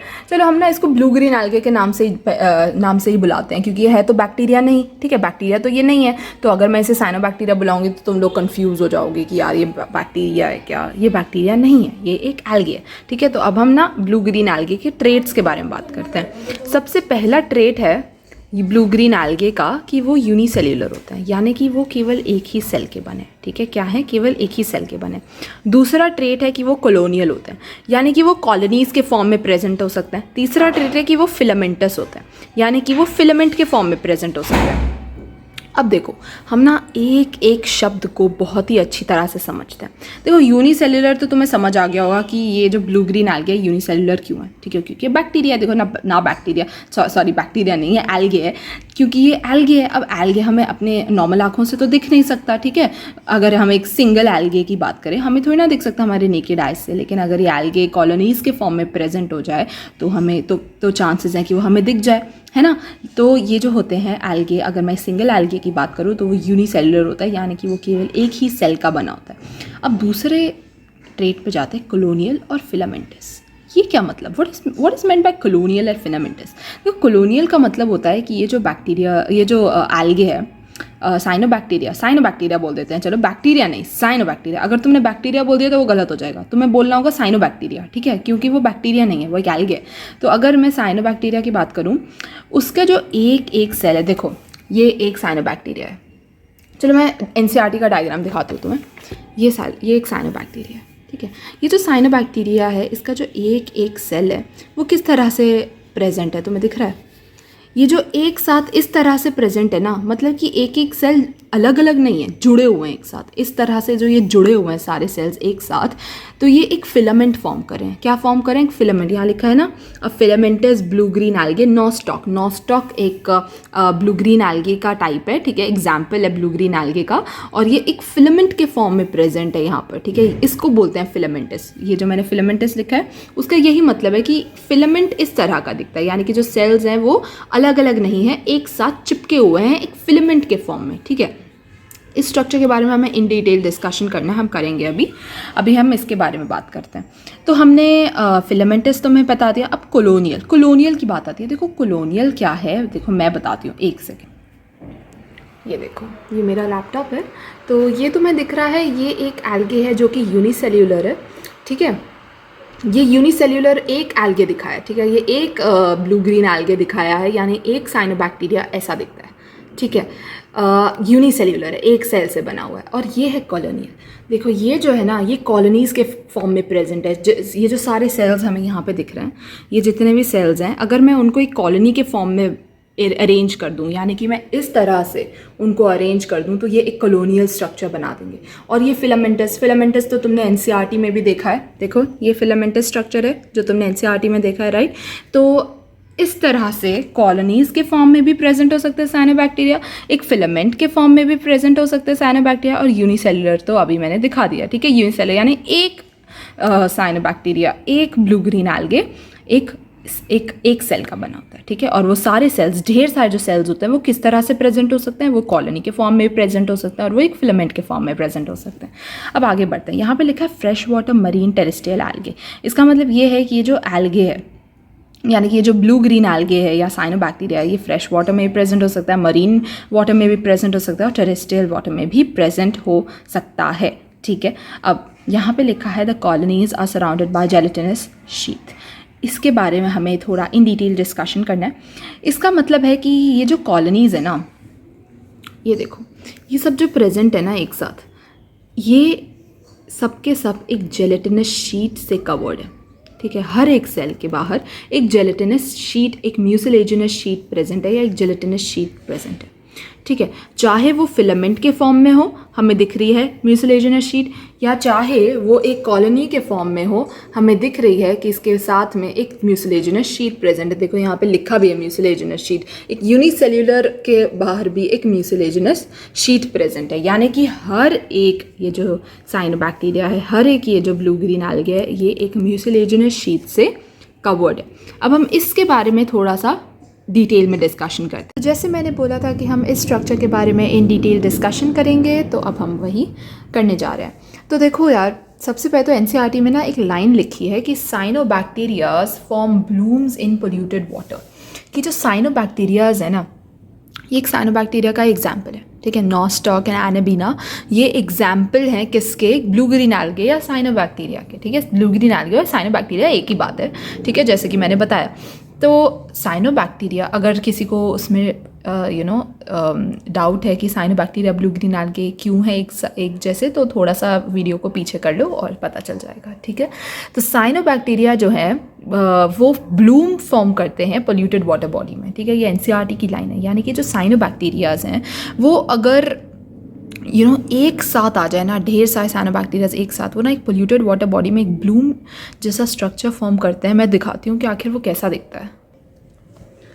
ये देखो, ये ब्लूम्स का स्ट्रक्चर है, देखो ये ब्लूम्स फॉर्म कर दिए हैं, ढेर सारे ये ब्लू ग्रीन algae हैं या साइनोबैक्टीरिया हैं जो कि ब्लूम्स फॉर्म किए हैं, ठीक है, पोल्यूटेड वाटर बॉडी के ऊपर। ये जो तुम्हें दिख रहे हैं ना ये structures, these are nothing but blooms. तो ब्लूम्स ऐसे दिखते हैं, ठीक है।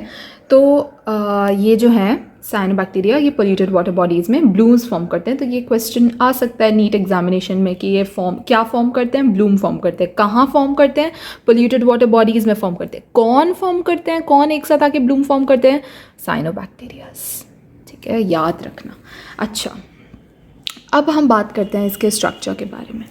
ये देखो जो इसका स्ट्रक्चर है, सेम स्ट्रक्चर एनसीईआरटी में भी गिवन है।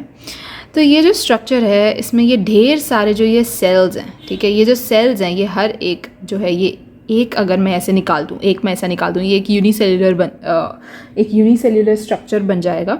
और इस यूनिसेल्युलर स्ट्रक्चर के बाहर तुम्हें दिख रहा है कुछ डॉट डॉट डॉट डॉट मैंने बनाया है, जो कि मैंने मार्क किया है कि ये म्यूसिलेजिनस शीथ है। म्यूसिलेजिनस शीथ या फिर म्यूसिलेजिनस शीथ बोल सकते हैं, या फिर एक और नाम दिया था इसका, याद आता है तो मैं बताती हूँ। अच्छा, तो ये जो म्यूसिलेजिनस शीथ है इसका फंक्शन क्या है, देखो इस म्यूसिलेजिनस शीथ का ये फंक्शन है कि ये जो स्ट्रक्चर है साइनोबैक्टीरिया का या ब्लू ग्रीन algae का, ये कहीं पे भी स्टिक हो जाए, ठीक है, ये कहीं पर भी स्टिक हो जाए तो उसको स्टिक कराने के लिए, कहीं पे स्टिक कराने के लिए म्यूसिलेजिनस शीथ की ये लेयर काम करती है, ठीक है। म्यूसिलेजिनस शीथ का ये फंक्शन है कि इस ब्लू ग्रीन algae को कहीं पे भी स्टिक करा दें। और ये जो तुम्हें दिख रहा है बीच बीच में ऐसे हेटेरोसिस्ट प्रेजेंट होते हैं, ठीक है, बीच बीच में से सेल्स प्रेजेंट होते हैं जिसको हम हेटेरोसिस्ट बोलते हैं। और ये जो सेल्स हैं हेटेरोसिस्ट, ये नाइट्रोजन फिक्सेशन के लिए हेल्प करते हैं। किसके लिए हेल्प करते हैं, नाइट्रोजन फिक्सेशन, यानी कि एटमॉस्फेयर से नाइट्रोजन लेते हैं और अपने अंदर स्टोर कर देते हैं, ठीक है। तो नाइट्रोजन फिक्सेशन के लिए ये हेल्प करते हैं, कौन, हेटेरोसिस्ट। अच्छा, अब हम एग्जाम्पल देखते हैं ऐसे कौन से सेल्स हैं जो नाइट्रोजन फिक्सेशन के लिए हेल्प करते हैं, जो कि एग्जाम्पल दिए हमारे एनसीईआरटी में, नॉस्टॉक एंड एनाबिना, ठीक है। और नॉस्टॉक का तो डायग्राम भी दिया है, ये जो डायग्राम है ये नॉस्टॉक का दिया हुआ है, तो ये तुम्हें ध्यान रखना है। अब हम आगे बात करते हैं, थोड़ी सी अब इन्फॉर्मेशन है जो कि एनसीईआरटी में गिवन है, जो तुम्हें थोड़ी सी बस रीडिंग लगाने की ज़रूरत है, it's not very much important. देखो सबसे पहले तो जो इन्फॉर्मेशन रिक्वायर्ड है वो है कीमोसिंथेटिक ऑटोट्रॉफिक बैक्टीरियाज के बारे में, जिसके बारे में मैं तुम्हें ऑलरेडी बता चुकी हूँ, बट थोड़ी एक्स्ट्रा इन्फॉर्मेशन यहाँ पे गिवन है जो चांसेस है कि पूछा जा सके, ठीक है। बहुत सारे चांसेस नहीं है बट हैं। देखो एक लाइन गिवन है, जो कीमोसिंथेटिक ऑटोट्रॉफिक बैक्टीरियाज होते हैं वो बेसिकली ढेर सारे इनऑर्गेनिक सब्सटेंसेस को ऑक्सीडाइज करने के लिए हेल्प करते हैं, ठीक है। और वो इनऑर्गेनिक सब्सटेंसेस कौन है जिनको ये कीमोसिंथेटिक ऑटोट्रॉफिक बैक्टीरियाज ऑक्सीडाइज करने के लिए हेल्प करते हैं, वो है नाइट्रेट्स, नाइट्राइट्स एंड अमोनिया, ठीक है। तो ये पूछा जा सकता है, और ये लाइक नाइट्रेट्स, नाइट्राइट्स, अमोनिया दे देंगे और फिर चौथा ऑप्शन दे देंगे ऑल ऑफ दीज, तो फिर इस तरह से क्वेश्चन पूछा जा सकता है। तो ये तुम्हें याद रखना होगा। और इन सबको ऑक्सीडाइज करके एटीपी प्रोडक्शन के लिए हेल्प, बेसिकली एनर्जी रिलीज करते हैं जो कि एटीपी प्रोडक्शन के लिए हेल्प करता है, ठीक है, एडिनोसिन ट्राइफॉस्फेट, ठीक है। और they help in recycling nutrients like nitrogen, phosphorus, iron and sulphur. तो ये जो कीमोसिंथेटिक ऑटोट्रॉफिक बैक्टीरियाज होते हैं ये कुछ न्यूट्रिएंट्स को रिसाइकिल करने में भी हेल्प करते हैं। और वो न्यूट्रिएंट्स कौन है, नाइट्रोजन है, फॉस्फोरस है, आयरन है और सल्फर है। ऐसे छोटे छोटे क्वेश्चंस बन सकते हैं। तो लाइक एक छोटे छोटे क्वेश्चंस को ना, इस तरह के जो क्वेश्चंस बन जाते हैं उनको ना एनसीईआरटी में ही साइड में से लिख लिया करो। जैसे मेरी ये एनसीईआरटी है, इसमें मैं साइड में ना ऐसे छोटे छोटे क्वेश्चंस लिख लेती हूँ जो कि पूछे जा सकते हैं। और यहाँ पर फिर अब हम बात करते, चलो कीमोसिंथेटिक ऑटोट्रॉफिक बैक्टीरियाज के बारे में हमने बात करी, यानी कि हम इस चैप्टर में यू बैक्टीरिया के कीमोसिंथेटिक ऑटोट्रॉफ्स तक फिनिश कर चुके हैं। अब हमें यहाँ पे हेटेरोट्रॉफिक बैक्टीरिया से स्टार्ट करना है, ठीक है। तो हमने ऑटोट्रॉफिक बैक्टीरियाज खत्म कर लिया। ऑटोट्रॉफिक बैक्टीरियाज में हमने फोटोसिंथेटिक ऑटोट्रॉफ्स के बारे में भी बात की और हमने कीमोसिंथेटिक ऑटोट्रॉफ्स के बारे में भी बात की। फोटोसिंथेटिक ऑटोट्रॉफ्स हमने पूरा साइनोबैक्टीरिया यानी ब्लू ग्रीन एल्गी के बारे में बहुत ही इन डिटेल डिस्कशन किया था, राइट। तो वो पूरा फोटोसिंथेटिक हो गया, कीमोसिंथेटिक हो गया, अब बचा हेटेरोट्रॉफिक बैक्टीरियाज। जैसे कि मैंने तुम्हें जब हेटेरोट्रॉफिक और ऑटोट्रॉफिक का जब मैंने तुम्हें वो बताया था, क्या बोलते हैं, डिफरेंशिएट करने का जब मैंने बताया था, उसमें मैंने हेटेरोट्रॉफिक में बताया था कि these are the most abundant bacterias. ये वो बैक्टीरियाज होते हैं जो अपना खाना खुद नहीं बना पाते, दूसरों पे डिपेंड करते हैं खाने के लिए, खुद खाना नहीं बना पाते। तो ये जो होते हैं हेटेरोट्रॉफिक बैक्टीरियाज, ये बहुत अबंडेंट होते हैं नेचर में, यानी कि हर जगह तो यही पाए जाते हैं। यानी कि जो मोनेरा है, मोनेरा में सबसे ज़्यादा जो सोल मेंबर्स हैं वो है हमारे कौन, बैक्टीरियाज। तो मोनेरा के सोल मेंबर्स हैं बैक्टीरियाज, और बैक्टीरियाज में भी जो सबसे ज़्यादा मात्रा में पाए जाते हैं वो है हेटेरोट्रॉफिक बैक्टीरियाज। तो हेटेरोट्रॉफिक बैक्टीरिया सबसे ज़्यादा अबंडेंट होते हैं नेचर में। और सबसे ज़्यादा इम्पॉर्टेंट चीज़ है कि यार ये ना हाँ ह्यूमंस को बहुत हेल्प करते हैं ये बैक्टीरियाज, ठीक है। इंपॉर्टेंट डिकम्पोजर्स तो होते हैं, ये तुम रीड कर लो, ये तो पता है सबको कि भाई बैक्टीरियाज इंपॉर्टेंट डिकम्पोजर्स होते हैं। कौन से bacterias, heterotrophic bacterias important decomposers होते हैं। अब इंपॉर्टेंट चीज़ ये आती है कि आखिर ये हेटेरोट्रॉफिक बैक्टीरियाज हम इंसानों को कैसे हेल्प कर रहे हैं। इनका एक बहुत ही ज़्यादा सिग्निफिकेंट इम्पैक्ट है हम इंसानों की ज़िंदगी में। क्या इम्पैक्ट है वो कि यार देखो, सबसे पहले तो हम रोज़ दही खाते हैं, है ना, हम दही खाते हैं रोज़, सुबह ब्रेकफास्ट में पराठों के साथ दही खाते हैं, पंजाबी लोग तो यही करते हैं ना। तो अब तुम सोचोगे ये दही जो है ये कैसे बनती होगी। यार ये दही ना दूध से बनती है, ठीक है। क्लास 12th के जो चैप्टर है माइक्रोब्स इन ह्यूमन वेलफेयर, उस चैप्टर में तुम बहुत इन डिटेल हम उसमें काफ़ी इन डिटेल बात बताया हुआ है कि आखिर मिल्क से कर्ड कैसे बनता है, ठीक है। तो अभी मैं बता देती हूँ कि मिल्क से कर्ड बनाने के लिए इन बैक्टीरियाज़ का बहुत बड़ा रोल होता है, ठीक है। कौन से बैक्टीरिया मिल्क से कर्ड बनाने के लिए हेल्प करता है, और वो बैक्टीरिया है लैब, ठीक है, lactic acid bacteria. Lactic acid bacteria का जो ऑर्डर होता है, ठीक है, हमें पता है ना ऑर्डर, जीनस, क्लास, स्पीशीज़, ये सब जो होता है उसका इसका जो ऑर्डर होता है वो होता है लैक्टोबैसिलस। नाम तो सुना ही होगा, है ना, लैक्टोबैसिलस नाम तो सुना ही होगा। वाओ, मूवी बन गई। तो ये जो हेटेरोट्रॉफिक बैक्टीरियाज़ हैं ये हेल्पफुल होते हैं दूध से दही बनाने के लिए। यानी अगर हम दूध लें, अच्छा थोड़ा सा बता देती हूँ कि आखिर कैसे कैसे बनती है दही। हम ना थोड़ा सा दूध ले लेते हैं कंटेनर में, ठीक है। उस दूध में ना हम 1 चम्मच दही डाल देते हैं पहले। फिर क्या होता है, उस दूध में हमने केवल 1 चम्मच दही डाली, और अब हम उसको अगले दिन देखेंगे ना तो पूरा के पूरा दूध दही में बदल चुका होगा। ऐसा क्यों? क्योंकि वो जो हमने 1 चम्मच दही डाली है ना, उस 1 चम्मच दही में, उस 1 चम्मच दही की कीमत तुम क्या जानो रमेश बाबू, क्योंकि उस 1 चम्मच दही में इतना सारा लैब यानी लैक्टिक एसिड बैक्टीरिया प्रेजेंट है जो कि उस दूध में जाके मल्टीप्लाई करता है, धर धर धर धर धर करके मल्टीप्लाई करके पूरे के पूरे दूध को दही में कन्वर्ट कर देता है, क्योंकि वो उस दूध के प्रोटीन को पार्शली डाइजेस्ट कर देता है, ठीक है।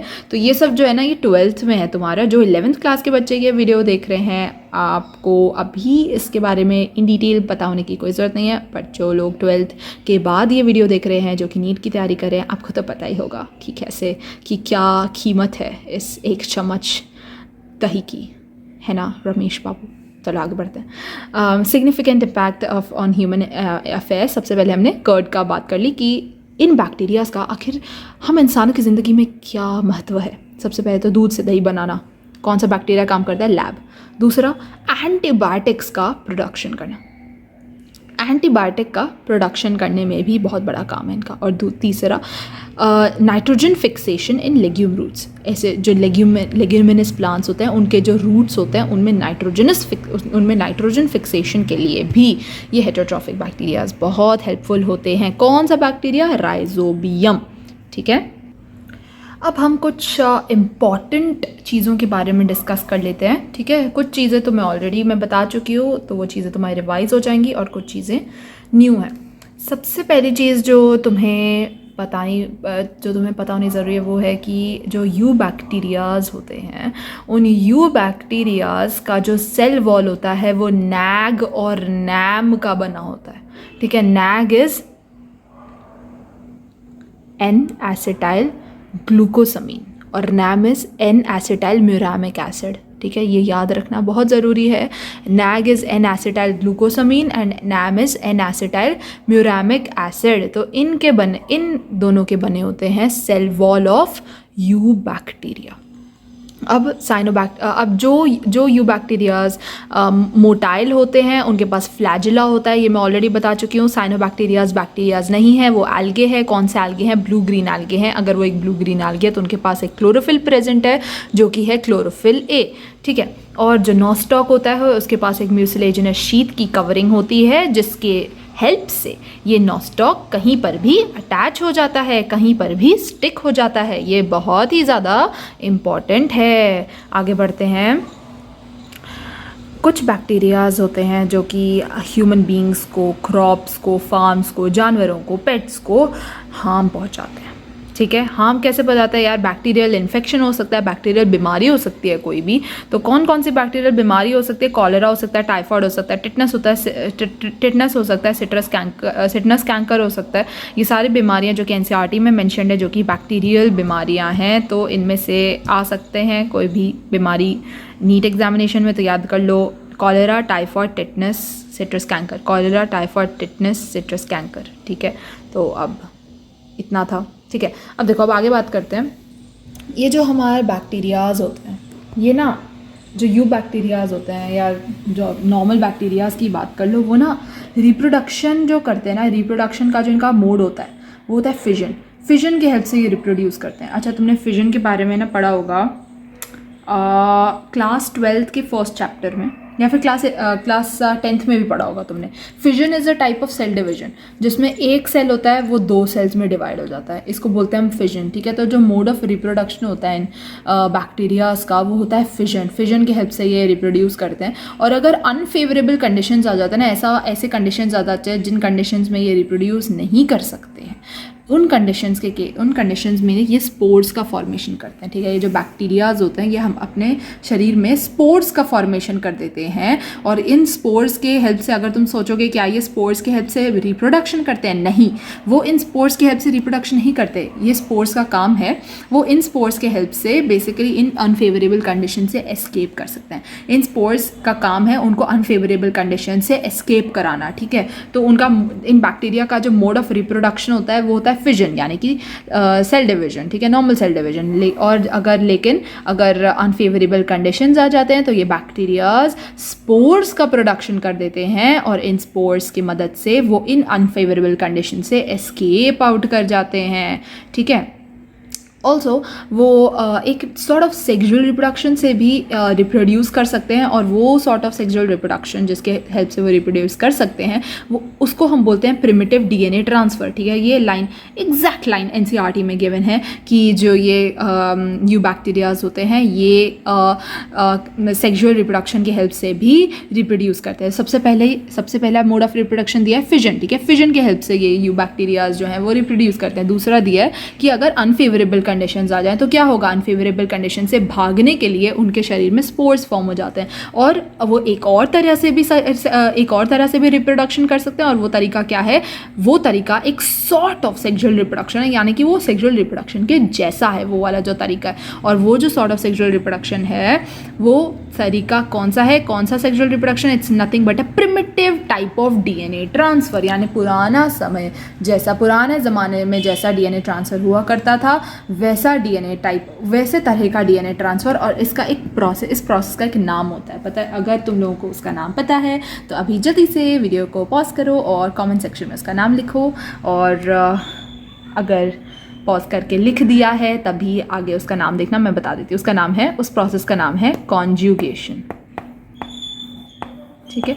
इस प्रोसेस का नाम है conjugation. Primitive type of DNA transfer के प्रोसेस को हम कॉन्जुगेशन बोलते हैं। अब एक छोटा सा 30 सेकेंड्स का एक छोटा सा टॉपिक रह गया है जो कि यू बैक्टीरिया का सबसे लास्ट में दिया हुआ है। ठीक है, वो माइकोप्लाज्मा के बारे में। ठीक है, माइकोप्लाज्मा के बारे में जानना इसलिए ज़रूरी है क्योंकि ये एक one of the most important topics बनता है नीट एग्जामिनेशन के लिए, इसमें से क्वेश्चंस पूछे जाते हैं। ठीक है, अच्छा सबसे पहले तो जो नाम दिया है ना एनसीईआरटी में माइकोप्लाज्मा, वो ना आधा अधूरा नाम है। ठीक है, आधा अधूरा नाम दिया एनसीईआरटी में, इसका पूरा नाम है माइकोप्लाज्मा पीपीएलओ, यानी कि माइकोप्लाज्मा प्लूरोनिमोनिया लाइक ऑर्गेनिज्म, यानी कि ये जो ऑर्गेनिज्म है ना माइकोप्लाज्मा, ये एक निमोनिया की तरह है। ठीक है, ये निमोनिया कॉजिंग ऑर्गेनिज्म की तरह है। ठीक है, निमोनिया की तरह नहीं है, क्या बोल दिया मैंने, मतलब ये एक निमोनिया कॉजिंग ऑर्गेनिज्म की तरह है। ठीक है, एक ऐसा ऑर्गेनिज्म है जो कि निमोनिया कॉज कर सकता है। ठीक है, माइकोप्लाज्मा जो है वो निमोनिया कॉज कर सकता है, ये निमोनिया कॉजिंग ऑर्गेनिज्म की तरह है। जैसे निमोनिया कौन कॉज करता है, बताओ मुझे अभी के अभी कॉमेंट सेक्शन में टाइप करो, कौन निमोनिया कॉज करता है। पॉज कर दिया वीडियो, टाइप कर दिया, अब मैं बता देती हूँ। देखो, निमोनिया कॉज करता है स्ट्रेप्टोकोकस निमोनिया, है ना, या फिर हीमोफिलस इन्फ्लुएंजा। ठीक है, ये जो बीमारियाँ, ये जो है बैक्टीरियाज जिनका भी मैंने नाम लिया, ये निमोनिया कॉजिंग बैक्टीरियाज हैं। ठीक है, तो इसी तरह से माइकोप्लाज्मा भी एक निमोनिया कॉजिंग ऑर्गेनिज्म है। ठीक है, ये एक प्लूरोनिमोनिया लाइक ऑर्गेनिज्म है, यानी कि एक ऐसा ऑर्गेनिज्म है जो कि निमोनिया कॉज कर सकता है। और ये जो है माइकोप्लाज्मा, ये कम्प्लीटली सेल वॉल को लैक करता है, यानी इसके पास सेल वॉल नहीं होती। ठीक है, और ये इस पूरे ब्रह्मांड में, इस पूरी धरती में सबसे छोटा जीव है, सबसे छोटा लिविंग क्रीचर है माइकोप्लाज्मा इस पूरे धरती में। ठीक है, ये चीज़ तुम्हें पता होनी बहुत ज़रूरी है कि भाई पूरी धरती में आखिर ऐसी कौन सी चीज़ है जो कि सबसे छोटी चीज़ कौन है इस पूरी धरती में, माइकोप्लाज्मा। ठीक है, और इस माइकोप्लाज्मा के पास सेल वॉल नहीं है। ठीक है, और ये जो माइकोप्लाज्मा है ये ऑक्सीजन के बिना भी ज़िंदा रह सकता है। ठीक है, और ये प्लांट्स और एनिमल्स के पैथोजेनिक है, यानी कि प्लांट्स और एनिमल्स को ये नुकसान पहुंचा सकता है, प्लांट्स और एनिमल्स को ये अफेक्ट कर सकता है, यानी प्लांट्स और एनिमल्स को ये निमोनिया कॉज कर सकता है, इसलिए ये प्लांट्स और एनिमल्स के लिए पैथोजेनिक है। तो ये सेल वॉल लैक करता है, ये स्मॉलेस्ट लिविंग सेल है पूरी के पूरे दुनिया में, और ये ऑक्सीजन के बिना भी सर्वाइव कर सकता है, और ये प्लांट्स और एनिमल्स को निमोनिया कॉज कर सकता है। और इसका दूसरा नाम है माइकोप्लाज्मा पीपीएलओ, यानी कि माइकोप्लाज्मा प्लूरोनिमोनिया लाइक ऑर्गेनिज्म, यानी कि ये निमोनिया कॉज कर सकता है। जय हिंद। तो देखो, यहाँ तक यू बैक्टीरिया ख़त्म हो गया। ठीक है, यू बैक्टीरिया हमने पूरा फिनिश कर दिया, और बेसिकली यू बैक्टीरिया के साथ साथ हमने पूरा के पूरा किंगडम मोनेरा ख़त्म कर दिया। ठीक है, हमने क्या ख़त्म कर दिया, हमने पूरा किंगडम मोनेरा ख़त्म कर दिया। देखो, मैं तुम्हें एनसीईआरटी दिखाती हूँ। सबसे पहले तो हमने बायोलॉजिकल क्लासिफिकेशन में 2 किंगडम क्लासिफिकेशन के बारे में बात की, एरिस्टोटल के बारे में बात की। थोड़ा सा रिविजन दे दूँ। देखो, एक 30 सेकेंड्स में मैं रिवीजन दे देती हूँ कि अभी तक हमने क्या किया। रिवीजन मतलब कि मैं बोल के नहीं बताऊँगी, बस पेजेस पलट के दिखा देती हूँ कि हमने अभी तक क्या क्या किया है। ठीक है, एक रिवीजन से ना थोड़ा सा दिमाग में चीज़ें बैठ जाएंगी, तो मैं बता देती हूँ। बायोलॉजिकल क्लासिफिकेशन, ये ना एक्चुअली मेरे नोट्स हैं, तो अगर if you all want these notes तो बस एक बार कमेंट सेक्शन में लिखो, and I provide these notes to you.